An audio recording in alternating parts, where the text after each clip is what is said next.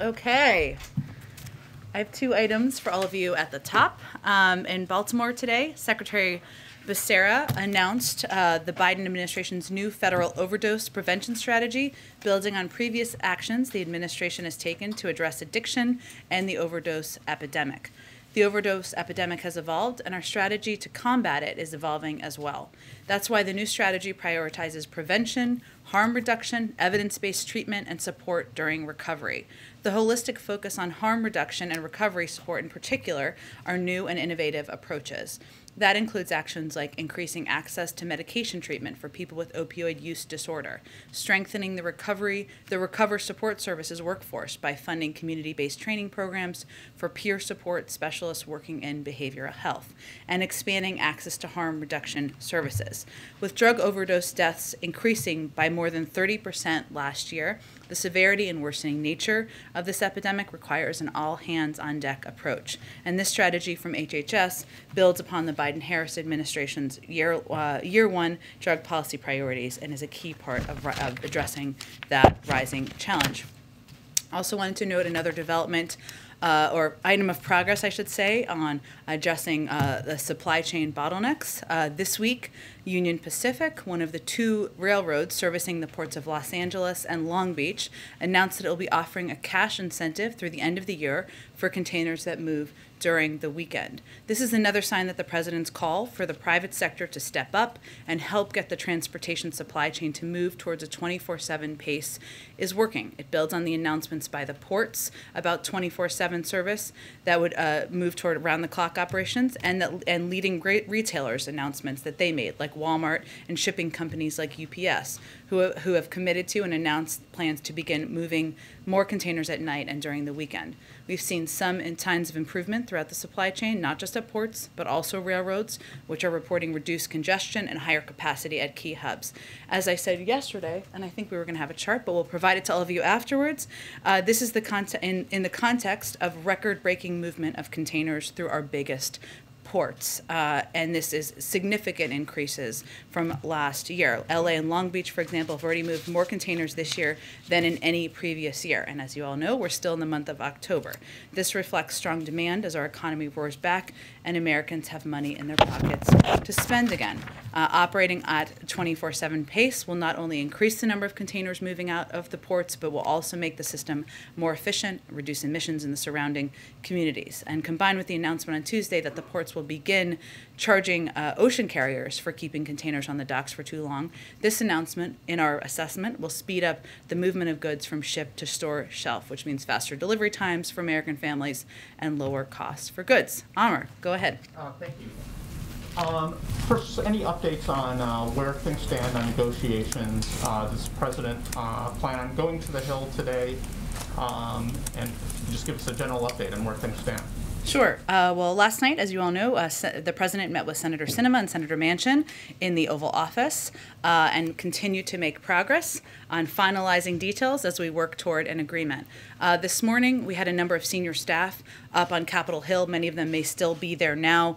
Steve Ricchetti, Louisa Terrell, Brian Deese, and others of the key negotiators, Susan Rice as well, I believe, were up there having conversations with members to move the ball forward. The president remains open to going up to the Hill. We haven't made a decision to do that, and we are making decisions hour by hour on what would be most constructive to move things forward. Many of the president's progressive allies have come around or seem to be coming around to the idea that you can't let the perfect get in the way of the good. That said, just outside the White House, some young environmentalists are holding a hunger strike because they believe that the bill has been, or where things stand, that the bill could be weakened to an unacceptable degree. What's the president to those young people and others that feel that this has been watered down too much and that perhaps the president should have been more publicly engaging in debate with Senator Manchin and Senator Sinema? The reconciliation package they're protesting, or the infrastructure bill, or all of it? Reconciliation. Well, what I would say first, the president admires the activism, the energy, of young people who are out there advocating for what they believe in, and the changes that he agrees should be made to how society functions, to long overdue investments in our climate. I think what we would say is, one, we are on track now to move forward. Once we get an agreement, which we are confident we are going to move ahead to have the biggest investment in addressing the climate crisis in history by the United States. It's not just the biggest; it's 5 times bigger than the second, what would be the second largest, which would be the Recovery Act. This would be a historic investment and something that would make have enormous impact on addressing these issues. And I would note that, and I don't know all of the things that are of concern to them, but since you asked me about the framing, and I don't know if climate is one of them, but I assume it might be, so let me start there, is that what we're talking about here is creating targeted manufacturing credits that will help grow domestic supply chains for solar, offshore, and onshore wind, expanding access to rooftop solar and home electrification, expanding grants and loans to rural co-ops to boost clean energy and energy efficiency, expanding grants and loans in the agricultural sector, and we are talking about a historic effort to make critical investments in environmental justice, something that is long overdue, that is central, that is important to the president, important to our climate and our clean energy team. I'd also note that there's been some reporting about this as well, and I don't know if they were talking about childcare. I don't know if young people are. I'm happy to hear that, but maybe they were. But what we're talking about in terms of this package is also closing in on a deal that would make pre-K for 3- and 4-year-olds universal and free. This has never been done before, ever. Right now, just to give you some context, the average cost of preschool in the United States costs $8,600. Only 2 million 3- and 4-year-olds are in publicly funded preschool across the country. This legislation is on track to enable states to expand access to free universal preschool for 6 million 3- and 4-year-old children per year and increase the quality of preschool for more children many children already enrolled in publicly funded preschool. And the last piece I'd note is that we know the Affordable Care Act was also its own piece of historic legislation. This would massively build on that, expand access, lower costs for health care, which is of utmost concern to many activists and certainly a big priority for the president. So I would say we're excited about this package. The president is excited about this package because it will do so much in a historic nature to address longstanding problems that are overdue. And if I could just quickly, any reaction to Iran's chief negotiator saying Tehran's ready to get back to the negotiation tables in Vienna? Well, I know they've made similar comments over the last several days or week, I should say. Our commitment remains pursuing a diplomatic path forward. I would leave it to the negotiators to determine when the next round of discussions will be. Our framing continues to be compliance for compliance, and we'll leave it up to the Europeans and our negotiators to determine when the next step would be. Go ahead. Thanks, Jen. The president is leaving for Europe tomorrow.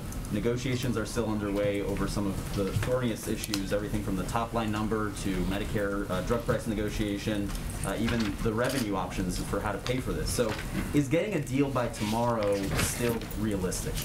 Yes. We'll see. Anything else to add?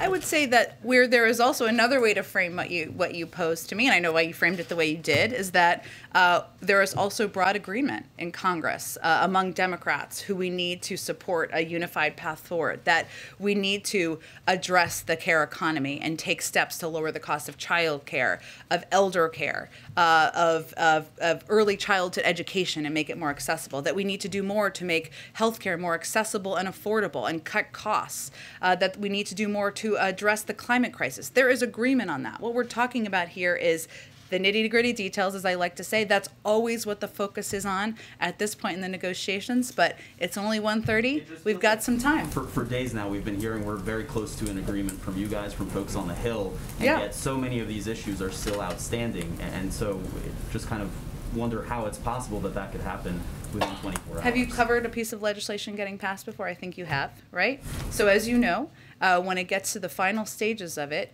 there is a discussion about how you can achieve the goals you all share an objective to achieve. That is what we're doing now. So when you say there's we would disagree with your framing, as would anybody on the Hill, I think, who's a part of these negotiations. Because what we're really talking about here is agreeing on a range of revenue raisers as pay-fors that will make the tax system more fair. You've already seen developments and progress on that front over the last 24 hours. What we're talking about is which components of cutting costs and making healthcare more affordable and accessible there is enough agreement on to get this across the finish line. So those are the final details that need to be worked through, and that's what our team's on the Hill working on. And let me ask you about something that the president reportedly told members of Congress last week. According to Congressman Ro Khanna, he said that the president told progressive lawmakers that the prestige of the United States is on the line, that he needs this, meaning a deal, to go represent the United States overseas. Does he still believe that the prestige of the U.S. is on the line if he can't get to a deal? Well, he's said since that time that it's certainly his preference. Of course, he would love to head on his trip with a deal. But I think our national security advisor yesterday also addressed this question several times and made clear that what world leaders are looking at, and through his conversations with his counterparts, they're looking at the president's commitment to making a historic investment in addressing the climate crisis, to addressing some of the overdue infrastructure issues that we have in the United States that have made us less competitive, to making the global minimum tax a part of our law here. They're seeing we're making progress. They're sophisticated. They're seeing we're on the verge of getting to a deal, and that's not, they don't look at it through the prism of whether there is a vote in one body of the legislative body before he gets on an airplane. And if I could just ask you one last one on Facebook, which is CNN reported today on leaks from Facebook, which show that the company is struggling to stay on top of misinformation about the coronavirus and coronavirus vaccines. Is the administration in touch with Facebook about vaccine misinformation on the platform, and how concerned is the president about this latest report? Well, I'm not going to read out private meetings or conversations we're having in this space. What I will say is that we've seen the reporting, of course, and it is unfortunately not surprising for us to hear that Facebook knew of these problems, has known of the issue possibly as early as the beginning of this pandemic. That is what the reporting tells us. That does not surprise us. A reminder that in July, our Surgeon General came to this briefing room to label misinformation a public health issue, and importantly, conveyed that social media outlets are a prime channel for the trafficking of bad information, given their enormous role in our society. And since then, we've continued to see platforms regularly amplify anti-vaccine content over accurate information. That's the basic problem, and that's what we continue to see happen. Go ahead. Jen, speaking of pay-fors, when we talked about the billionaire's tax, is the White House confident that a billionaire's tax would withstand legal challenges? Which I guess is another way of asking, is it legal? We're not going to support anything we don't think is legal, but I will tell you the president supports the billionaire tax. He looks forward to working with Congress and Chairman Wyden to make sure the highest income Americans pay their fair share. I would also note that there are a number of different components of pay-fors or components that will make the tax system more fair, as we like to say, including imposing a 15% minimum tax to make sure large corporations pay their fair share. We saw some aligning around that, I should say, yesterday. Also, creating a global minimum tax, something I just referenced, that will make the United States more competitive and end the race to the bottom around the world, something the United States is leading the global effort to have agreement on, and closing loopholes for high-income Americans, including a loophole that allows some taxpayers like hedge fund managers to escape a Medicare tax imposed on all high income, and of course cracking down on wealthy tax cheats who are taking advantage of every honest taxpayer and invest in enforcement to stop the 1% from evading $160 billion in taxes. So that is an idea that's been out there. That is part of the discussion. We support that. There's also a range of options that are also under discussion, and there's broad agreement around. Any response to Elon Musk's criticism of this, saying that once the government runs out of money, they come after other people's? I think our response to anyone who has opposes is that we believe that the highest income Americans can afford to pay a little bit more in order to make historic investments in our workforce, in our economy, in our competitiveness, and that has a net benefit on people across the country. One other topic, Turkish media is reporting that President Biden will meet with President Erdogan in Glasgow. Can you confirm that and any other bilaterals that the president plans to make? Certainly understand the interest, and I expect we'll have more on the bilats in the next day or two, but I don't have anything to confirm quite yet. When the Pope Go ahead. meets the president, Jen, I'll come around to you. Oh, and there's no reason to Thank you. scream over other people. I'll come to you. Go ahead. On the billionaire's tax, Senator Manchin has expressed concerns that it's too targeted. What is the White House thoughts on if this should be broadened out more? Look, there's a discussion right now about key components of how to make the tax system more fair. The billionaire tax, which I know we've shorthanded, is different from the original proposal that was proposed a year or so ago when many of you were covering the campaign trail. There have also already been some changes made, so that's part of the discussion. I'll leave that in the negotiations. Is the White House confident that people like Elon Musk would comply with these new rules? I mean, a lot of it would rely on them reporting their own income, their private assets. Is this something that they would really do? Well, we certainly expect American citizens to abide by the tax code, and obviously we've taken steps. We will take steps that have been proposed to crack down on anyone who's trying to cheat what they owe to the federal government. And just to follow up on the supply chains you brought up at the beginning, what's your message to Americans who are still so worried about getting their Christmas gifts on time, Halloween? Is this going to be happening at a fast enough pace? Well, I think our message is that, one, what's happening right now, and I wish I had the chart, but we'll give it to all of you afterwards, is that so many people across the country are purchasing more goods online. Maybe some of it is from habits that developed during the pandemic when people weren't leaving their homes. Some of it is because we've seen an economic recovery that has been underway for the last 9 months, where 5 million more people are working. The unemployment rate has been cut in half. And that is leading to a massive increase in volume. That's what's happening at ports. But what we would tell people is we are addressing and attacking the supply chain issues, even with the increased volume, which is the root cause here, at every front, which means overseas, making sure people get COVID vaccines, which means making sure ports are fully operational, working with railroads, working with truckers and labor unions to make sure we have more people driving trucks, more people moving goods. So I think what people should know is this is a top priority. We've already seen progress, and we're going to continue to stay at it. Yeah. Go ahead. Yeah, 2 questions for you as we live through another day of Groundhog Day.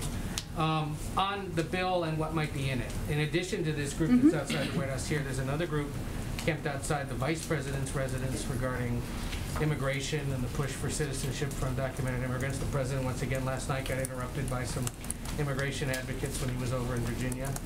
What is the status of immigration in this legislation, and is the President comfortable signing something that doesn't account for some element of immigration policy?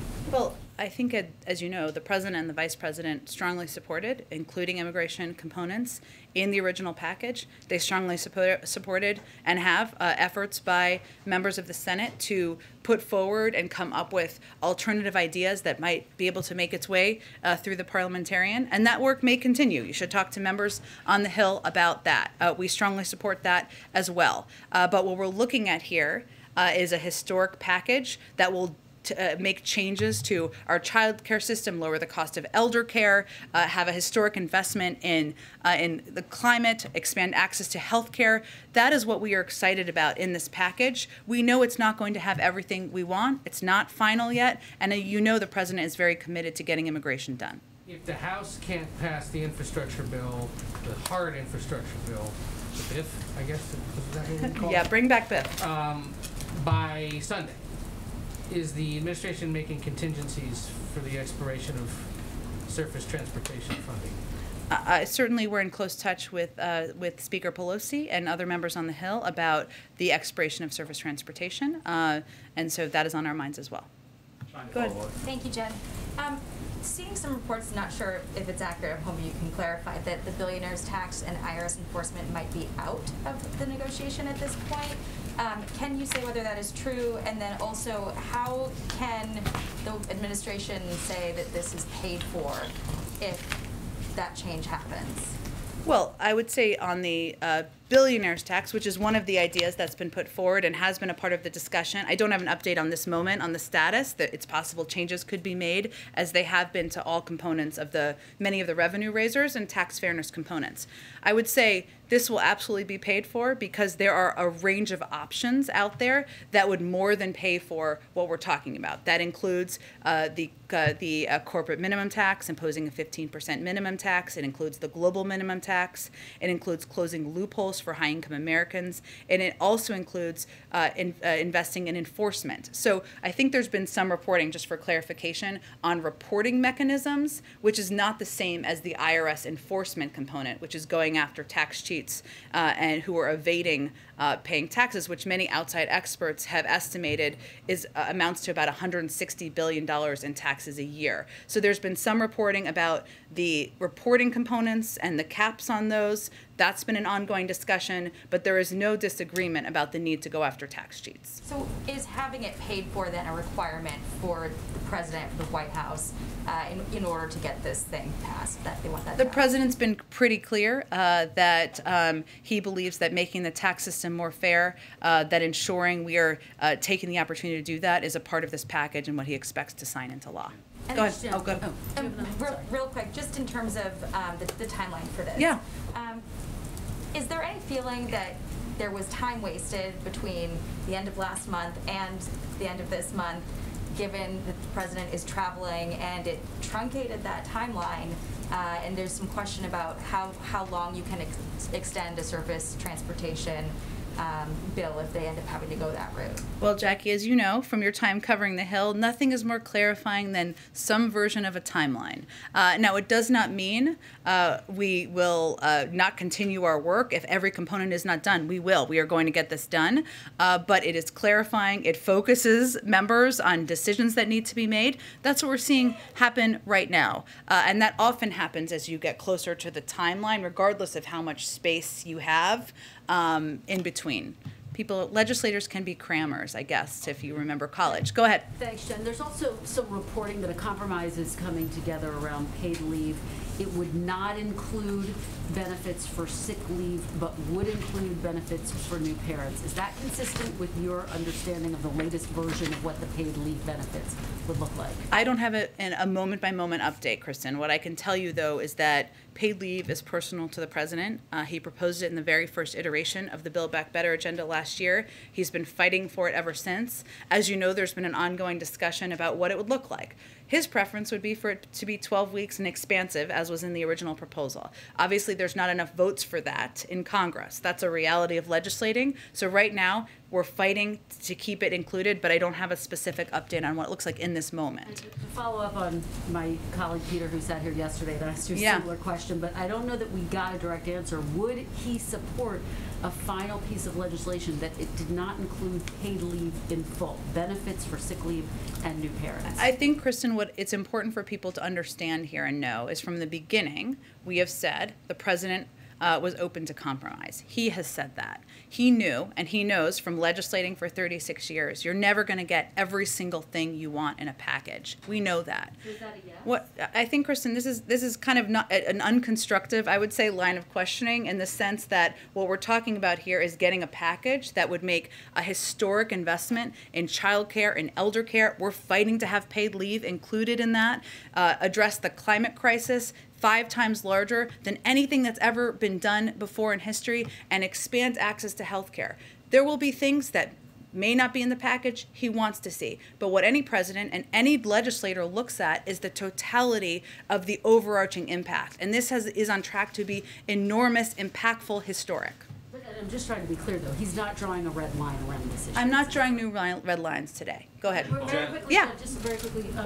He is scheduled to leave tomorrow morning. Could that timeline get pushed back if negotiators are still working and potentially close to reaching a deal tomorrow? There's some flexibility in the morning, but I would not suggest that he's going to delay his trip. He doesn't have the space to delay it much. Go ahead, Owen. I said you go. Sorry. Go ahead. And then I'll go to Alex next. Go ahead. Thank you.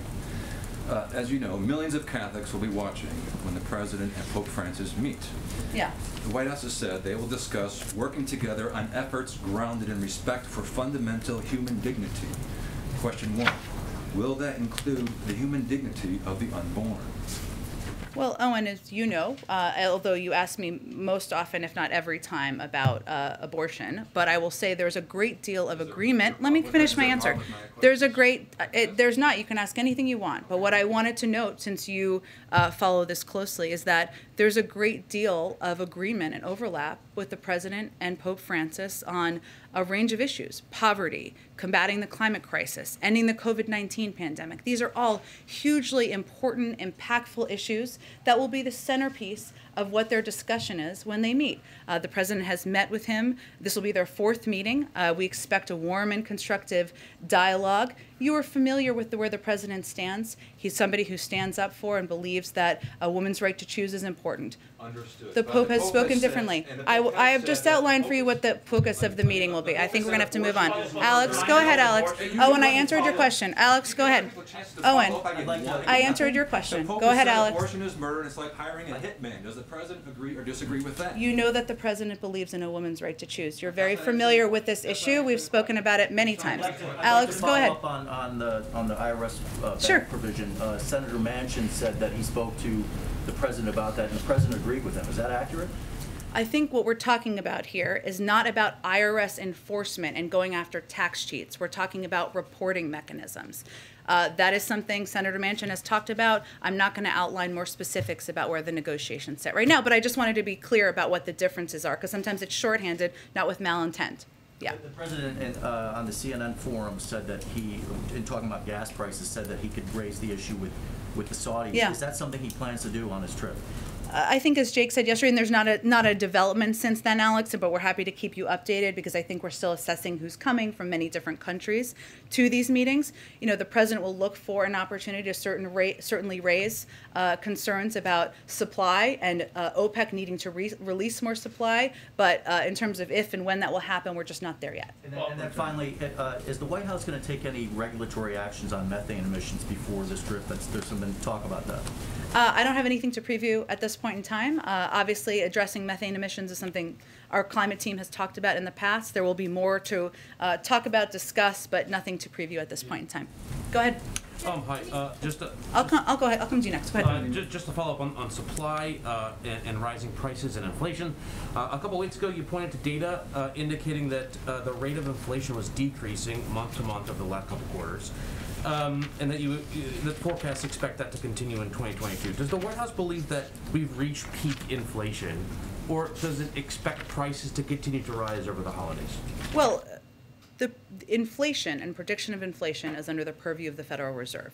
And so what I often point to is their predictions and their projections, which they update, as you know, on a regular basis. What they have projected is that inflation will come down next year. That remains the projection. The OECD has also made similar projections about inflation and when it will come back down. I've also said we also anticipated that there could be increases as the economy was turning back on. That is something that the Federal Reserve and other outside economists have also predicted and projected. If you're talking about different costs for different components of society, there are different issues that are happening, whether it is the price of food. We've talked a little bit in the past, or I have here, about the fact that there is meat conglomerates who there's a lack of competition. We are addressing that issue. Obviously, the price of gas is a separate issue. So we can talk about any component you are interested in, but in terms of the projection of inflation and data, that's under the purview of the Federal Reserve, and that's what I would point to. Just one question about climate change. So the President, of course, is preparing for this climate summit next week. What role does the White House believe the U.S. military has in reducing things like emissions, munition disposals, et cetera? Well, certainly, I know military leaders, members of the Defense Department in the past have spoken to the threat of the climate crisis, the impact it could have on countries, on national security, and on countries around the world because of drought, because of famine, and risks that poses. The President wants to take on the climate crisis across government and ensure that we are approaching it not just in terms of what we're passing into law, but what we're doing with our federal fleet, et cetera. Any additional announcements, I point you to the Department of Defense. Go ahead. Is the idea of raising the corporate rate, is that entirely off the table in this Build Back Better plan? It's all of these tax components are under discussion. I have nothing to rule out at this point while there's live discussions. Just one more question. General Mark Milley earlier today compared China's hypersonic weapons test to a Sputnik moment. He said during an interview on Bloomberg TV, what we saw was a very significant event of a test of a hypersonic weapon system, and it was very concerning.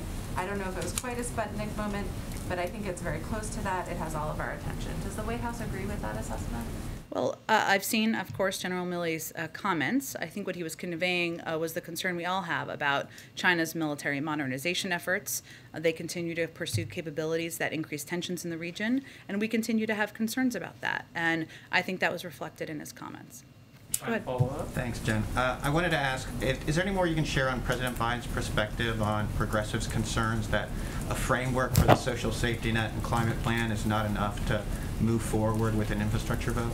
Well, the president, first I would reiterate that the president is absolutely committed to getting both pieces of legislation done. He's conveyed that publicly, he's conveyed that privately. As you all know, yesterday he had a very good meeting with chairs and members of the Congressional Black Caucus, Congressional Hispanic Caucus, Congressional Asian Pacific Caucus, American Caucus, Congressional Equality Caucus, and Congressional Women's Caucus. And they all came out and they went to the stakeout agreeing that this historic deal we're nearing would represent enormous and long-sought triumphs for the constituencies they represent. So I would say we would reiterate, and he would reiterate, as he has done privately, his commitment to getting both pieces of legislation done, that we're on track for a historic package, and certainly what he's been working on is getting agreement on moving both pieces of legislation forward. But I would also note that if you look at the infrastructure package, there are components of that a lot of members are going to have to look inside their hearts and question what they're for or against. I mean, this package is would extend high-speed internet to every American. Are you against that? Would ensure that children aren't drinking poisoned water. Are you against that? Would make the biggest investments in electric vehicle infrastructure ever while bulking up transit and climate resilience. These are key components of change, of progress that many progressives have expressed support and excitement about, and we shouldn't lose sight about that either, even as we're driving forward on getting both pieces of legislation done. That you would want that President Biden may push to move the infrastructure bill first? We're going to leave the mechanisms and the order of events up to leaders in the House and Senate, but we want to get both pieces done. I just wanted to note that sometimes what's lost here in these debates is all of the components of the infrastructure bill that are progressive, that have historic impacts, that I think many have expressed excitement and support for good reason. Go ahead. Thank you, Jen. President Biden, over the past week or so, has listed a number of ways in which he's attempting to compromise. Dropping free community college from the plan, reducing paid family leave to a shorter time frame than he would like. He's spent an awful lot of time with Senator Manchin. From the White House perspective, in what ways has Manchin compromised? We'll let Senator Manchin speak for himself, but what I would note here is it's not the president giving up or taking anything. The president is trying to unify a path forward between a range of members in Congress, senators and House members, and what they are for or against, or what they can support or what they're against. That's part of the role he's playing in this negotiating process. So we'll point you to Senator Manchin on what he feels he's given up or what he's for. He can speak for himself. Secondly, the president is heading to Glasgow, and he's hoping to signal the climate commitments. That's where I think his American prestige is on the line. Comments are coming from. Absent a complete deal on any framework, is there any effort from the White House to achieve just the climate portion so that he can go to Glasgow with a framework within a framework? I would just go back to what Jake Sullivan said yesterday, which is that global leaders are quite sophisticated. They are watching and following and understand the fact that the president has proposed the most historic investment in addressing the climate crisis in U.S. history, 5 times larger than what was in the Recovery Act. And that is an example of the president and the United States leading on this issue, as we should, as one of the world's largest emitters. We have a lot of work that we need to continue to do. So what they know and what he will convey to them, regardless of the status, is that we're talking here about fundamentally changing a range of sectors in the U.S. economy. We're talking about incentivizing rooftop solar and home electrification, solar offshore and onshore wind with manufacturing credits, industrial sector decarbonization, rural co-ops. We're talking about fundamentally changing and incentivizing how industries and parts of U.S. society focus on climate and move toward a clean energy and clean energy society. That's what we're doing here, and we're on the verge of getting that done. So I'm just going to reiterate that world leaders are not looking at, is there a vote in the Senate or the House before the president gets on the plane. They're looking at what we're trying to accomplish, our commitment to doing that, the fact that we're making progress on that, and the president's role in getting that done. Go ahead.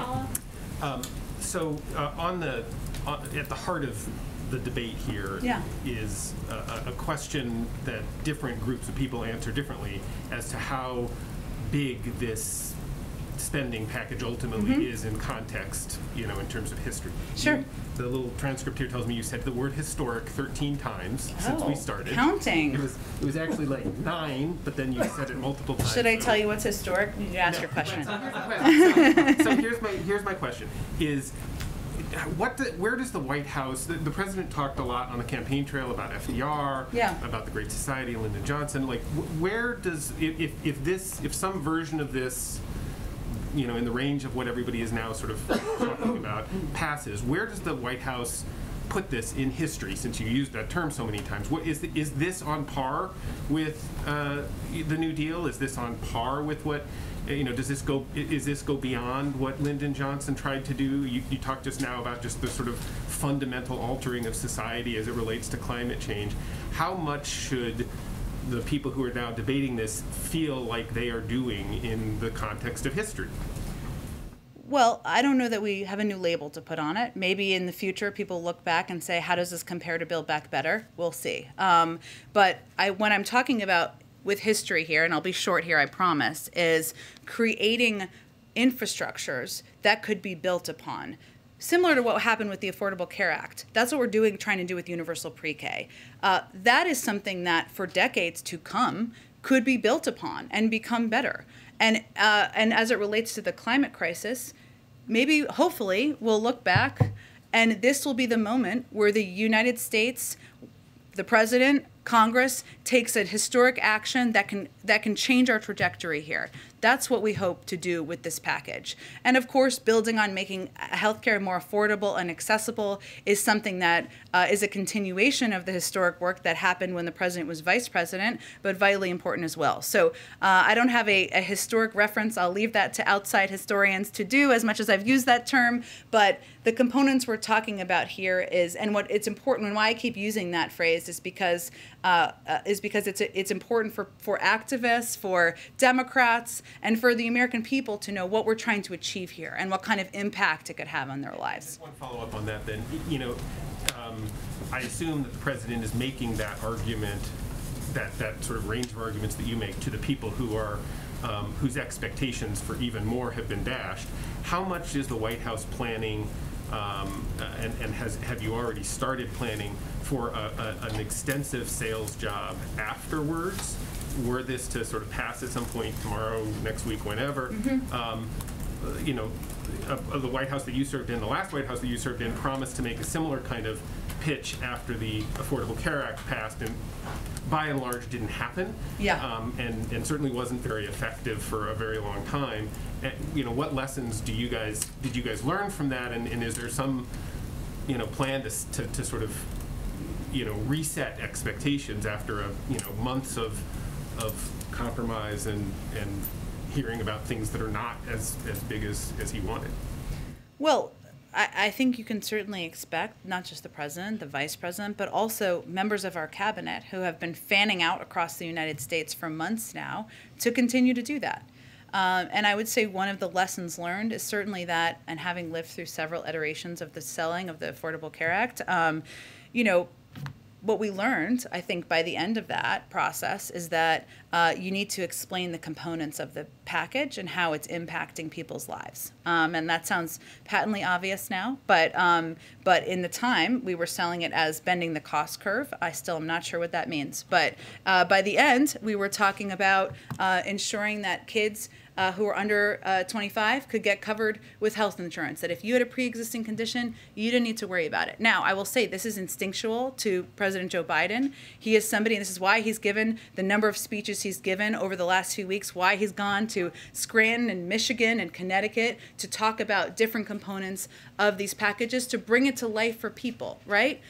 If you care about the climate, this is going to have a huge impact on addressing the issue that is close to your heart. If you were a parent struggling to make ends meet, we're going to give you some more breathing room. We're going to make childcare more affordable. We're going to make universal preschool a reality, right? The things that are going to impact people's lives is how we will continue to talk about this. And it is very clear that once you have a final package and you have what those components look like, it does make it a little bit easier to do that. No question about it. Go ahead. Thanks, Jen. My colleague is reporting that a few dozen House progressives would only vote for BIP if there's a framework deal and legislative tax that's introduced, and having verbal agreements from the president and Senator Sinema and Manchin wouldn't be enough. So just to follow up, would the president press progressives for an infrastructure vote before October 31st, even if there is no framework deal in place? I certainly understand your line of questioning, but again, we're working with leaders, Speaker Pelosi, Leader Schumer. I don't have anything to predict for you in terms of the timeline or order of events here. Is there any concern that you would lose Republican support that you have for BIF if Congress waits to, align passage of the two as the progressives would like? I think Speaker Pelosi has quite a bit of experience calling a vote when she knows there's the votes to be had, and that's what we're working toward. Actually, one on overdose prevention. Sorry. Oh, go ahead. The American Trucking Association is urging the administration to push back an OSHA requirement for larger companies for the vaccine until after the holidays. They're warning that some drivers would rather quit than get the shot. Given the supply chain concerns, is this something the administration might consider? Well, I think it's important for people to understand that the first step here is not firing or quitting. The first step is counseling, and sometimes there are alternative options as well. So there isn't an expectation or anticipation by anyone who's been through implementation of this, many in the transportation sector, that would be the impact. Beyond that, I don't have anything to predict or preview for you in terms of a change of timeline. Go ahead, George. You talked about the issues the president will talk about with the Pope. Can you talk a little more personally about the president's approach? Does he have any sense of the history of being only the second Catholic president meeting the Pope, or have we reached the point where that's just another routine meeting? Well, I think the president's faith is, as you all know, is quite personal to him. His faith has been a source of strength through various tragedies that he has lived through in his life. Many of you who have served on pool duty know that he attends church every weekend, and certainly I expect he will continue to do that. So the fact that this is will be his fourth meeting, he has a very personal relationship with Pope Francis. We certainly expect it to be a warm meeting, and I would say yes, George, it absolutely has personal significance to him, in addition to being an opportunity to discuss the range of issues, poverty, combating the climate crisis, ending the COVID-19 pandemic, where there is alignment in the ability to have deep substantive discussions. Go ahead, Yamiche. Hi, thanks so much, Jen. The president, as you said, supports the billionaire tax, from my understanding. Senator Manchin has expressed criticism of it. He said, quote, "I don't like the connotation that we're targeting different people." President Biden has been pretty open about the fact that he thinks wealthier people in this country should pay more. I wonder what the president makes of Senator Manchin criticizing the billionaire tax.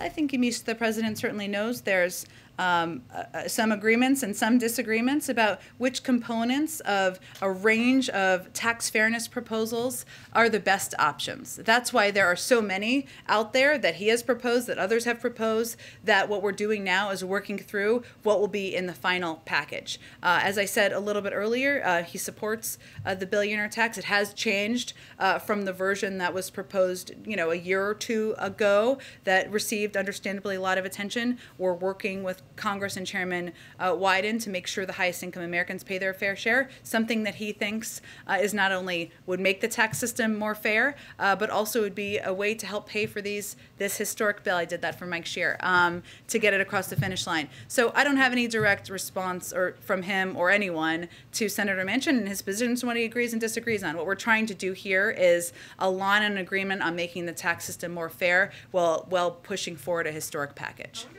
You could square what sounds like confidence that a bill could still be struck by tomorrow with the real issue that how to pay for it along with what's in it is still seemingly a big problem here, a thing that has not been resolved. Well, if we had a deal, as you know, we would be telling you about it. But I think what members of Congress have conveyed to all of you and leaders in Congress, as well as the White House and the President, is that we are very close. That's because we are very close. And it does require working through specific details and components that need to be finalized before we have a final agreement. But that's how everybody feels who's a part of these discussions, and that's why I think you hear everybody conveying a similar tone about the progress. Can I ask you, how confident is the President that thousands of Department of Transportation workers won't be furloughed, that some public works won't be shut down? I wonder what his message is to those workers who are worried about Sunday coming and possibly having to be furloughed. Is he confident that that won't happen? Well, certainly, again, we're working with leadership, with Speaker Pelosi, Leader Schumer, to work on an extension of the surface transportation bill. Obviously, they're going to be in charge of determining when those votes will be and what it looks like, but we want to avoid furloughs, of course, and protect workers, and that's central to the President's belief system. One last Go question. ahead. Can I ask one go ahead, Yamiche, last go ahead. question on Haiti? Yeah. I know that the missionary, that there's still significant assets, Yeah. Jake said yesterday, going to Haiti to deal with the missionaries. I also wonder if you could respond to criticisms of the Biden administration that there are deportations still happening and going on and people being sent back to Haiti amid not only the fuel shortage but also this hostage situation continuing. Well, I think it's important for people to remember, one, we are doing everything we can to bring these missionaries, U.S. citizens, home safely. We have FBI. We've sent an enormous number of law enforcement officials to help assist with that. And obviously our embassy in Port-au-Prince is running point. These are U.S. citizens. They are, we know, and we have put out a warning in August and have put out repeated warnings, I think, over the past several months and even before then, about the threat of kidnapping for ransom for U.S. citizens. That is different from the threats, which are different, and the challenges that are facing Haitians who are in Haiti or who are deported back to Haiti through the system we apply across the board through our immigration system. As you know, that's an assessment that's made by the State Department and the Department of Homeland Security. They've made the assessment that the conditions on the ground allow for individuals to return to Haiti. They continue to assess that, but there's been no change to that. But I think it's important for people to understand there's a bit of a difference between the U.S. citizens, the threat facing the U.S. citizens, which we have warned before is a threat of kidnapping for ransom and of great concern to us. Haitians have been getting kidnapped, 200-300% increase. So could you explain the difference in the kidnapping threat to U.S. citizens versus Haitians who have been getting kidnapped? I think why I was answering the question, Yamiche, because you were combining the things into one, and I thought it was important for people to understand the threat of the 17 individuals that we're talking about is one that we have warned about, has been a unique threat that we have posed concerns about in the past. So I wanted people to understand that. And sometimes it's combined. I'm just trying to explain. I'm just trying to explain the policy. I would remind you again that we are an enormous contributor of assistance to the Haitian authorities. We will continue to do that. And I would also note that on the oil shortage, what we're working to do, and our focus right now is on supporting the Haitian National Police. What they are trying to do is secure transportation corridors to allow for fuel deliveries. And it is a challenge, obviously, because there are, as you know, Yamiche, there are parts of Haiti where it is hard to get to. That's why because of the threats of crime and on the ground and challenging circumstances on the ground. So these transportation corridors are meant to help enable these fuel deliveries to get fuel out to communities that need it. And we obviously, in response to also the serious security situation, we've also allocated an additional $15 million to the Haitian police, including $12 million specifically to strengthen their capacity to respond to gangs. And we're looking to increase this assistance even more. And this is related to your other question about the kidnapping and threats and risks to Haitians on the ground as well. So there are a lot of things to unpack to unpack there, which I attempted to do. Okay, one more in the back. Did you? I don't know. Go ahead, in the back. Jen. A couple of things real quick. First, it seems like the paid leave might actually be out entirely. And is that something that y'all can accept? It's still under discussion. I would note that the president proposed 12 weeks of paid leave because he absolutely believes it's long overdue to ensure women across the country, families across the country have access to paid leave. It's something we're continuing to fight for, but I don't have a final package quite yet. But he said at that town hall that 4 is better than 12, but obviously 0 is worse than 4, right? Again, I can convey to you what the president supports. What I think your understandable questions are is there 50 votes for paid leave for a package? We hope there are. That's what we're advocating for and we're pressing for. The president wants paid leave to be in this package. There was a letter from the White House General Counsel yesterday to the National Archives, I believe, and it mentioned in there that there was a subset of documents that the committee had agreed not to request at this time. And I'm wondering how those documents are different from other documents that the president has said, go ahead and turn them over, that there's no executive privilege that applies. Well, the deferral referenced in the letter, which is I think what you're talking about, is a routine part of the accommodation process between Congress and the executive branch in these types of matters. The committee agreed to defer a small number of documents, so I would refer to you on what those documents are, or what that looks like, or the scope of those. They'd be best equipped to address that. Okay, thanks everyone.